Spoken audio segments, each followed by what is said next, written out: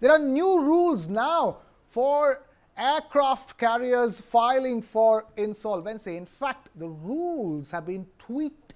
The section 14, so to speak, which makes sure that once an aircraft carrier starts insolvency proceedings, all assets of that carrier will be put under moratorium. That's India's bankruptcy code, or IBC.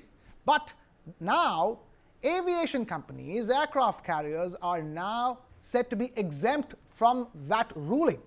What that essentially means is that companies that are leasing aircraft to Indian carriers can now be more confident of leasing out aircraft to these companies. No matter what happens to these companies, if they go into insolvency or not, they can get their aircraft back. That's what it means. But then again, this could also mean something positive for Indian companies that are sending out huge orders to lease aircraft from some of the biggest aircraft lessors across the world. So let's understand all of this better. What does this mean? Is it a complete change of rules being made, an exception being made just for the aviation sector, just because of the kind of troubles that the aviation sector has been going through since the pandemic and after? Or is it a status quo? Let's understand this better, and let's understand how this impacts us and our ability to take affordable flights at the right time and make sure we land on the right time as well. And to do that, we have a very special guest joining us on the broadcast, Mr. Bharat S.Kumar, Associate Partner, Saikrishna Associates. Bharat, thank you so much for taking time out to be with us. Just stay with us. Pleasure. Let's quickly put the basics into perspective. Kartik, before we go to Bharat, let's talk about these new rules. We know what the companies, aircraft companies, airline companies in India have been going through. Classic example is what's happening with GoFirst. What does this mean? Also, I'm given to understand that this can even apply with retrospective effect. So talk to us. What exactly has happened over here? That's in fact the big if, and that is exactly what the statement also released, suggests that if these rules were to be applicable retrospectively, then the lessors of GoFirst could also take their aircraft back. But we don't know whether that big if is going to go through or not. So what this typically means is that we've seen that NCLT, after GoFirst filed for voluntary insolvency and the case got admitted in LCLT, NCLT had put a moratorium on the lessors to take their aircraft back, and any dues that GoFirst had pending on its books to the lessors, to anybody else that it owed money, that was all put under moratorium. Now, what that really did was, Krishna, it created some sort of a fear of the Indian legal system and the proceedings of the IBC and the NCLT and CLAT in the minds of the lessors. Now, the lessors wanted to renegotiate their terms, and they became fairly wary of supplying their aircraft or leasing their aircraft to Indian carriers. Now, when that came through, Indian carriers obviously started, feeling the jitters that will they have to pay more for leasing those aircraft from the lessors, and in case lessors decided not to supply aircraft to them, then even those very few profit-making airlines existing in India, those that are not bankrupt, how are they going to function? How are they going to survive? And that pretty much, became the bone of contention between aircraft carriers, airlines operating out of India, and lessors, who are global organizations who lease aircraft to carriers around the world. Now, there was something called a Cape Town Convention, and the Cape Town Convention, popularly known as CTC, suggested that in the event of any sort of bankruptcy proceedings, insolvency proceedings, lessors would have the right to their aircraft. But NCLT said that in an event like that, our IBC is going to take precedence over CTC. And it looks like now that is likely to get reversed. Now, will it get reversed retrospectively or henceforth is something I think we need to understand. Right, that is something that's very important as well, because if it does apply with retrospective effect, then the fortunes of GoFirst change drastically. Bharat, talk to us. We'll begin with this first, gray area. From what has come out, do you think that this applies with retrospective effect? And if it does, what does it mean for GoFirst? Okay, first of all, the whole situation, in fact, has been very correctly put forward by Kartik. And how the situation pans now at this moment is that there is a Cape Town Conventional Bill. In fact, I'm so sorry, a Cape Town Convention is what was signed by India in 2008. This bill came into play in 2001. And by being a signatory to this convention, India was to make certain, particularly when it comes to aviation, that aircraft lessors, any aircraft at that point of time can be reclaimed back by the lessors. And in such a situation, even if there be an insolvency, aircraft lessors would not suffer owing to there being an insolvency proceeding or any other proceeding going on.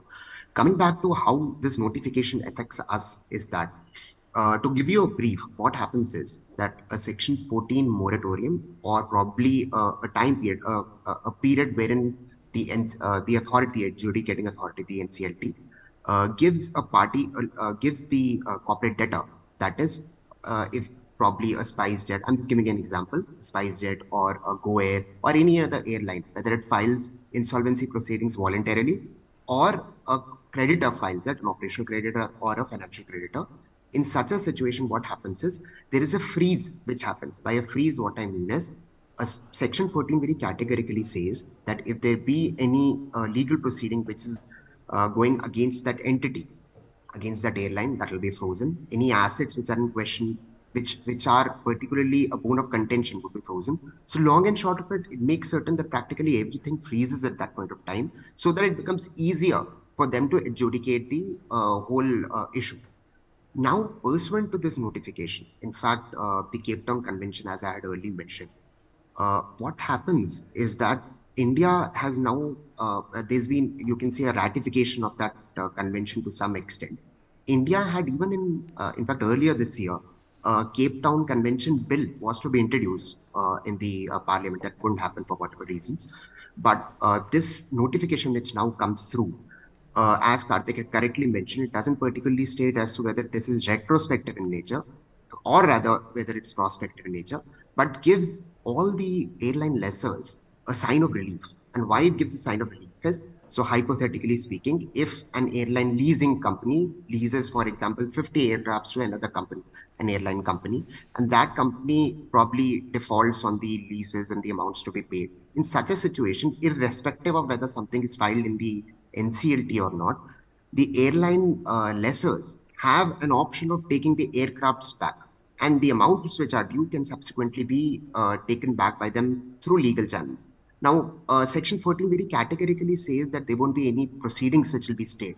This also gives a two-way dimension to it. One being that if there are proceedings pending in the NCLT, and in such a situation, they take it back that they continue to be properly an operational creditor. Secondly, if that not be the case and they initiate it early, so they can also look into other proceedings because now there's no stay on. So from an international perspective, this gives a lot of confidence to an airline creditor and any entity which is leasing airlines, Okay. because at least they are certain that they can take their airlines back, Okay, their what aircrafts essentially back. then what it means, I would presume, is that companies are looking to expand and lease more aircraft at this stage. You're looking at a revamped Air India. You're looking at other companies which have gone Indigo, for example, placing out huge orders. So it is good for these carriers in India, Kartik, which are already doing well and looking to expand further. I think so, Krishna, simply because if lessors did not sort of, get their way through, like they seem to have got their way through now in the Section 14(1) clause being implemented, being notified, there was this fear that aircraft lessors would not be willing to lease aircraft to financially healthy airlines, like the ones you mentioned, Indigo and the Air India Vistara group. So I think it is obviously, as lessors begin to rejoice, it is also good news for existing airlines, financially healthy airlines, that there isn't going to be another renegotiation, there isn't going to be another bargaining of what rate, what cost are you going to lease your aircraft to me at, and all of that pretty much remains as it was before the Go First saga really rolled out. All right, Bharat, my only contention at this point is that it seems as if what it would essentially mean if you allow the Cape Town Convention or the CTC to supersede the IBC or the Indian Bankruptcy Code, it means that India is making an exception for one sector. Just for the aviation sector, this particular Section 14 of IBC does not apply. See, I'll tell you what. So aviation is a very capital intensive sector. If entities are to make such huge and humongous monetary commitments, they are to give you aircrafts on leases, then in such a situation, like other countries, because it's not that India is the only country. Cape Town Convention makes certain that signatories follow that. Lessors are allowed to take their aircrafts back. So I won't say that this is a shakeup. I would only say that this helps in building confidence, and how it will help further is that, like how Kartik also correctly mentioned, I'll add a few points to that. There are also concerns raised by an international aviation watchdog, and they said that in such a situation it could be future leases could be on higher terms, because our country, you don't want a situation where our country is seen as an unsafe country for any capital intensive sector like aviation. So in such a situation, it makes certain that we are at par with every other country who are also following such laws. An exception to this extent, coming back to what you said, is undoubtedly could be there, but it's not that it's not there in other countries, it's there. Even in the US, it's there. So it's completely fine.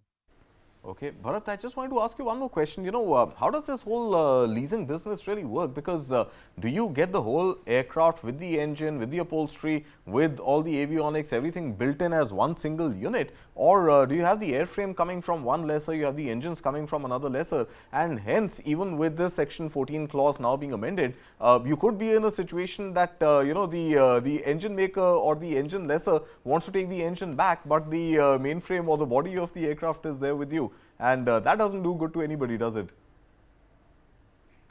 That's very nicely put, and that's very correct also. But usually in such situations, what happens is, when if you're talking about the very recent situation, then what particularly happens is that lessors do line up, and when they file petitions in the NCLT, it's seen as an attempt. Like for example, in the gofirst case, there were initially a few claims made with respect to few engines.